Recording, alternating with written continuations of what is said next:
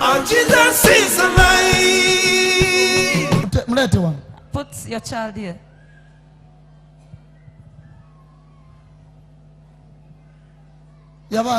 What happened?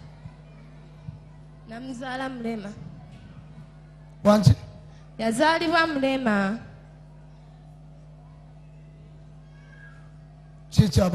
What happened? When nafuna olubuto nengenda mu ddwaliro ne baŋŋamba okuddayo. Anti era kati olaba naawe era ozze wano. You've come here. N'ekitaawo akugamba nti togenda mu balokole abo babbi. Don't go there, those are thugs. Bwe kiri mu pastor.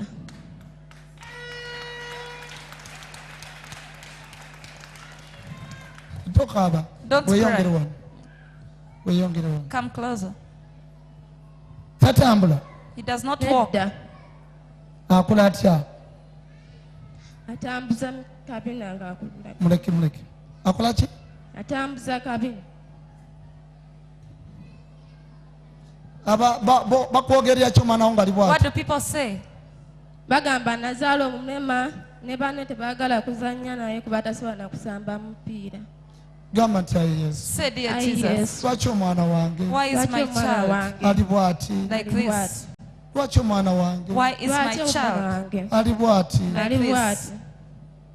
Dwali omuyite tulabe bw'atambula. Go aside. Call Dwali him. omuyite. Omwana gende wa mama tulabe. Go to mama. Jangu. Lwatambula bw'atakabya amaziga. Yeah. Jangu.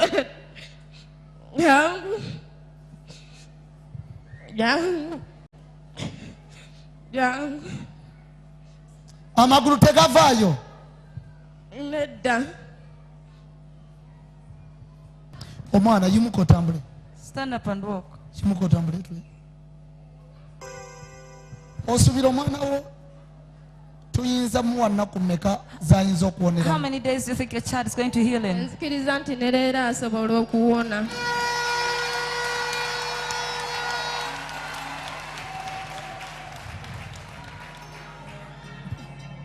Omwana oyagala okuwona? Do you want to be healed? Nawe oyagala okutambula nga banno? Tokaaba. Owulidde? Baba. Mama.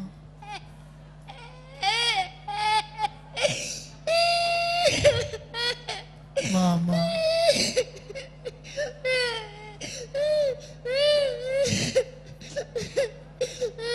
Kakati tunulya emyaka gino. Now look at this age. Olinga akeera agamba. Then someone gets up and nti says, ono omwana baamupanze this child era baamutendese. he was paid to do so. Daba obulumi bw'alimu. Look at the pain that yeegomba the child okutambula nga banne. is in. Because he wishes to walk like his peers. Totya. Don't fear. Owulidde? Mukama agenda kuwonya. God is going to heal you. Don't fear, child.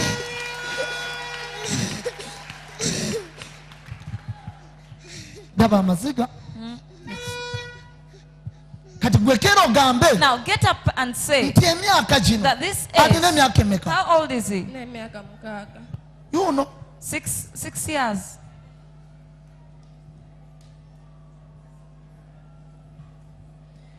I want to show people. Njagala ndaga abantu. I want to show people Njagala ndaga abantu. that I'm a man of God. Nti ndi musajja wa Katonda ddala. I want to show people Njagala ndage ku bantu. that I'm a man of Nti nze ndi God. musajja wa Katonda ddala. This is a ring. Eno mpeta. This is a ring. Eno mpeta. Mwe muli abawoza. That's Lwaki akozesa mpeta? Some say, why does he use the ring? Lwaki akozesa Why mpeta? does he use the ring? Ate abatamanyi be beefula mbu bamanyi. And those who are ignorant are the ones who are Isaac. Nabbi Moses Prophet Moses, yakozesanga he omuggo used to use a rod. n'agukuba wansi He could hit it down ne guvaamu emisoto. and it would produce serpents. Yesu yakozesaako ettaka. Jesus used soil at one time. Bwe tuba tugatta abagole So, and when we join in tukozesa Christ, we mpeta. use rings. Kati bwe nsaba empeta once I ask ekugatte mbatambula a ring to join era you in ng'ova ng'ogamba Jesus' name, yampeta and then they say, hey, that Yesu ring, yakozesa where did empeta Jesus use a ring from? birina amaaso They have eyes, naye tebiraba but they don't see. omwana Child, toweraliikirira don't worry. kankuteeka sokolete First bring. gamba nti yesu Say Jesus. yesu yesu yogera nnyo nange njagala ntambule Eh? mbeere ng'abaana abalala bwe batambula nkwegayiridde yesu mponya nange nve mu kwezinga ng'omusota kyogere nnyo sindika amaanyi I send power mu magulu g'omwana into the ono legs of this boy. kitange gwe wampita My father is the one who called me. sindika amaanyi I send power.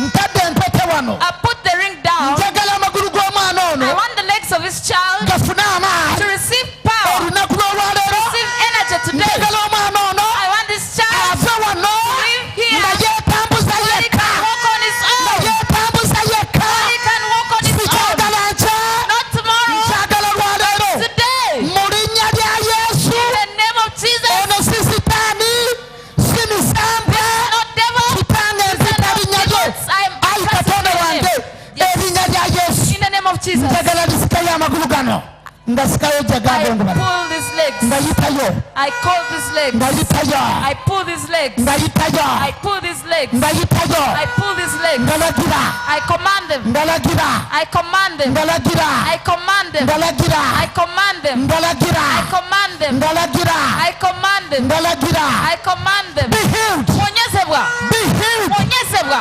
be healed Wonyezebwa. be healed Wonyezebwa. be healed Wonyezebwa. be healed Wonyezebwa. be healed Wonyezebwa. be healed Wonyezebwa. be healed Wonyezebwa. be healed Wonyezebwa. be healed Wonyezebwa. be healed Wonyezebwa. Wonyezebwa. be healed Wonyezebwa. be healed Wonyezebwa. be healed Wonyezebwa. be healed Wonyezebwa. be healed Wonyezebwa. be healed Wonyezebwa. be healed Wonyezebwa. aha Wonyezebwa. aha aha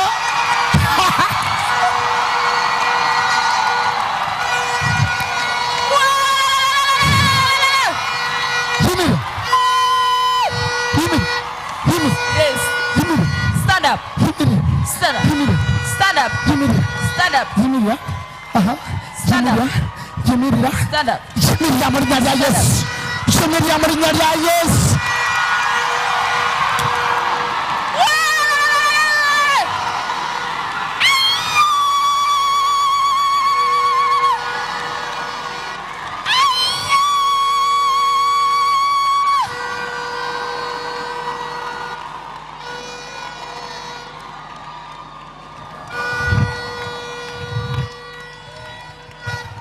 tambo duka duka Yes. Duka, Mukama Run. kusumuludde. Run. The Lord has set you free. otambula wanki duka genda wa mama Go, run to your mother. duka genda wa Run. mama genda wa mama Duka. genda wa mama Run. muyite muyite Jangu. muyite Jangu Edi. Jangu. Jangu. Jangu.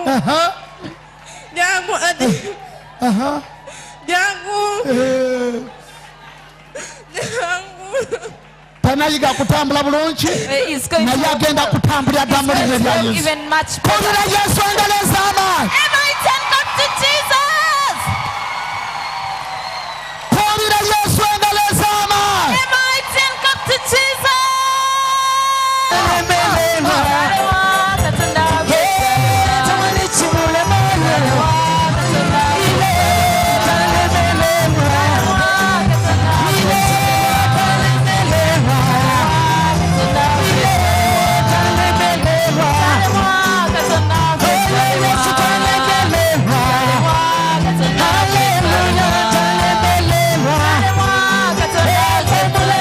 omwana oyogedde otambudde otambudde yimirira tulabe Stand up and we see. aha kati osanyuse osanyuse ogenda gamba otya mikwano gyo What are you going to tell your friends? ogenda bagamba ogenda baga pasa yamponyeza aha basanze ngenda bagamba omwana wange yawonye era abadde baseka kati tekiseera balekerawo kati baako boomenya amanya ga maama gundi okuva wale mukkirize mubadde mugamba tajja kuwona edda pasita sijja boogera kale genda mukama abasumuludde You go, the Lord obira has yesu engalo ez'amaanyi glory to Jesus. Musumba nze nangira abo abatalina kukkiriza kuba mu butuufu omwana nze mbadde nzikiriza kuba byendabyeko bingi naye ng'omwana bw'abadde bwe yazaalibwa nga mulema naye nsaasira abagamba nti tugula obujulizi omuyaga gufuuwa ayimiridde ako kabonero aha oyogera ki musajja ya katonda nze kyeŋŋamba buli muntu yenna ajja wano ojje ng'okkiriza olina okuvaawo ng'owonye. Oh, Jesus is alive.